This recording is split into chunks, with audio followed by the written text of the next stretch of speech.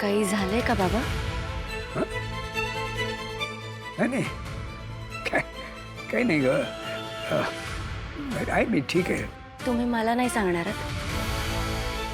तुम्हाला माहिती आहे ना, मुलींना वडिलांच्या मनातलं सगळं कळतं. काय झालं? काही नाही ग. हे आता इतक्या वर्षांनी हे सगळे जुने मित्र भेटणार आहेत ना, सगळे जुने विषय निघणार. तर नुकतंच ते सगळं जयरामचं प्रकरण वगैरे झालंय, त्याबद्दल कोणी काही बोललं तर त्याचंच दडपण आल्यासारखं झालंय, दुसरं काही नाही. बाबा, तुम्ही का दडपण घेताय त्याचं? तुम्ही निर्दोष आहात हे आपल्याला सगळ्यांना माहिती आहे आणि ते सिद्धही झालंय. आणि ते आज न उद्या जगाला सुद्धा पटेल. बरोबर बोललीस, अगदी बरोबर बोललीस. हां, म्हणजे मी काही केलेलंच नाही तर मग उगाच दडपण घेण्याची काही गरजच नाही आहे. तर मी आवडतो माझं. थोडं खाऊन तरी घ्या. नाही नको, अल्प उशीर होईल उगाचच.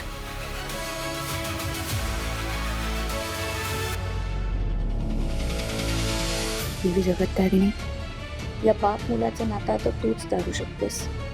माझा बाबांवरचा विश्वास खरा ठरू दे. त्यांचा JPC स्कॅम आणि देवकी काकूंच्या मृत्यूशी काहीही संबंध नसू दे. मी केदारच्या मनातले सगळे संशय लवकरात लवकर दूर होऊ दे.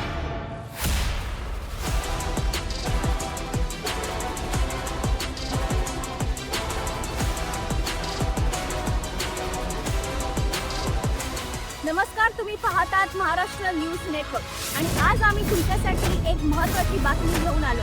JPC मेडिकल फॅक्टरीमध्ये औषधांचा मोठा स्कॅम घडल्याचे पुरावे समोर येत आहेत.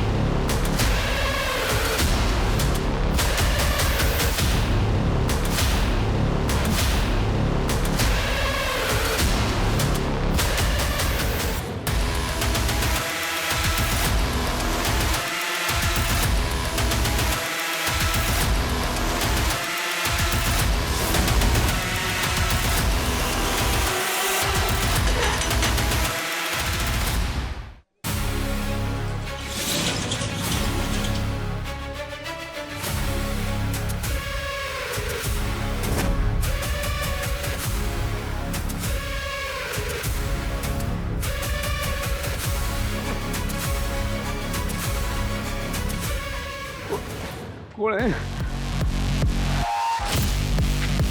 कोण आहे? Dayanand Khandekar, x CEO, Maharashtra news network. कोण? मला का बोलवलंय? इथूनच सगळं चक्र सुरू झालं होतं. पुन्हा त्याच जागी येऊन कसं वाटतं? आठवत आहे का काय घडलं होतं? या फॅक्टरीमध्ये तयार होणाऱ्या औषधांमुळे अनेक लोकांना त्यांचे जीव सुद्धा गमवावे लागले आहेत. कोण आहात? कोण तुम्ही? सांगितलं ना, तुमचा भूतकाळ आहे, भूतकाळ. जे एवढी वर्ष तुम्ही जगापासून लपवत आला. हे बघा, तुमचं जे काही म्हणणं असेल, तुम्हाला जे काही बोलायचं असेल ते सगळं ऐकून घ्यायला तयार आहे मी. पण समोर तर या तुम्ही, समोर या तुम्ही प्लीज. काय फरक पडणार आहे त्याने? मेलेली माणसं परत येणार आहेत का? तुमच्या हातावर त्या सगळ्यांचं रक्त लागले, रक्त. आणि तुम्ही जे केले ना, त्याला गुन्हा म्हणतात, गुन्हा. नाही नाही नाही, आणि तुम्ही मोकाट फिरताय सगळीकडे. मी काय केलं नाही. तुम्हाला काय वाटलं? कोणाला कधी काही कळणार नाही, पण खोटेपणाचा मुखवटा कधी ना कधी गळून पडतोच.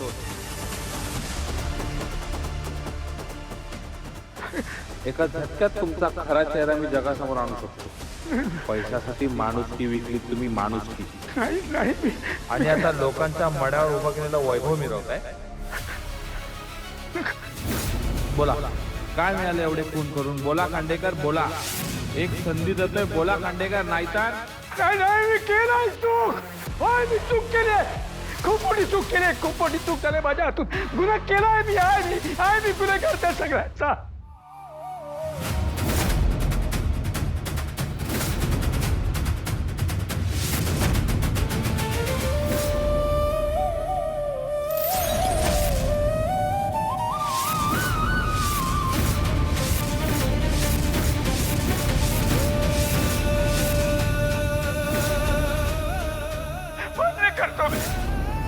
मान्य करतो मी गुन्हा केलाय, पण आता प्लीज प्लीज थांबवाय सगळं. हात जोडतो मी तुमच्या समोर, थांबवाय सगळं प्लीज.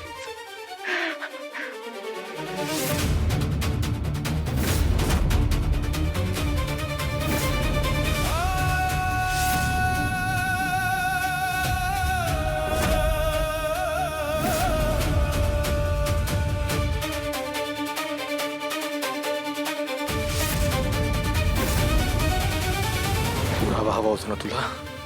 हा घे पुरावा. दयानंद खांडेकर या गुन्हेगारानेच औषधात भेसळ केली होती. त्यांच्यामुळेच माझ्या आईचा आणि तिच्यासारख्या अनेक निष्पाप लोकांचा जीव गेलाय. आणि हे त्यांनी त्यांच्या तोंडून कबूल केलंय.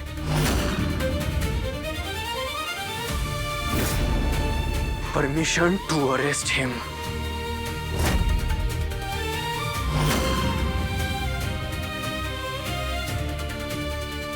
बॉस, हा गुन्हेगार एवढे दिवस आपल्या डोळ्यांसमोर होता, समाजात वावरतोय.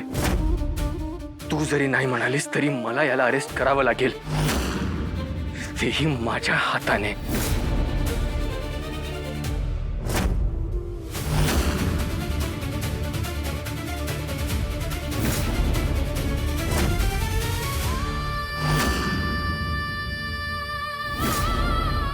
जे घडलं, जसं घडलं ते सगळं मला ऐकायचंय.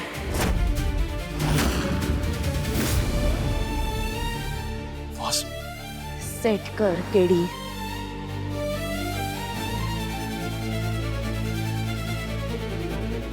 व्हॉइस कमांड चेंज कर, female to male. Boss, voice command change कर केडी.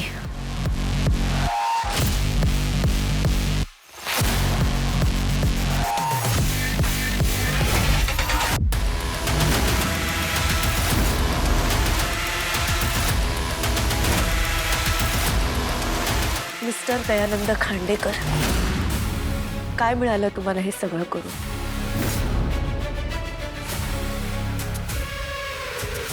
इतक्या चिता पेटवून कुठलं सुख विकत घेतलं तुम्ही?